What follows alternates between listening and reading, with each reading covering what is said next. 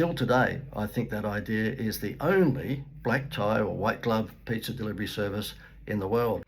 I was on a podcast this morning, and I was asked by the interviewer for my thoughts on increasing prices. And in the world that we live in now, where things are tough, is it a climate that you can increase prices? And I gave him an example of a client of mine who happens to be a Italian restaurant who wanted to really escalate their takeaway pizzas. And the reason they wanted to is because there's a lot of margin in takeaway pizzas because they don't have to serve tables and so forth.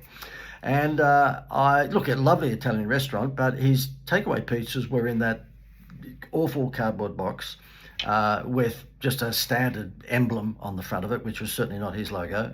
He buys them from a cardboard box company. Surprise, surprise. And I said, look, why don't you go up market? Why don't you become the first and the only in the world white glove home delivery pizza service? And he went, what? And what you're seeing on your screen right now is the concept that I put to him. And guess what? He did it and tripled his revenue within the space of about a month.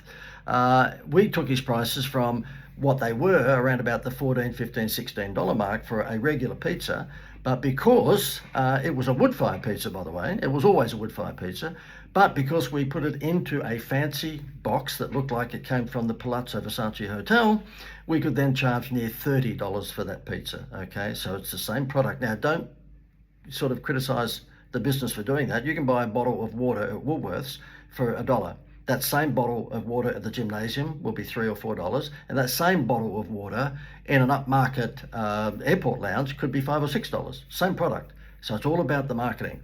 And in this instance, yes, we have the only white glove home delivery pizza service in the world. So instead of his guys turning up looking like this to the front door, okay, and they've just put out the cigarette in the sort of street before they came in and rung your doorbell, they now look like this. In other words, James Bond.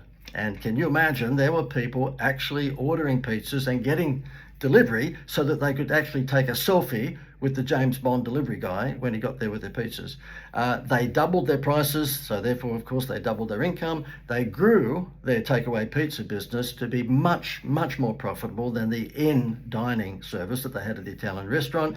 And he sold the business and did very well out of it. So therefore, I guess the moral of this story is that, yes, you can increase your prices as long as you increase the perceived value of whatever your goods or services are.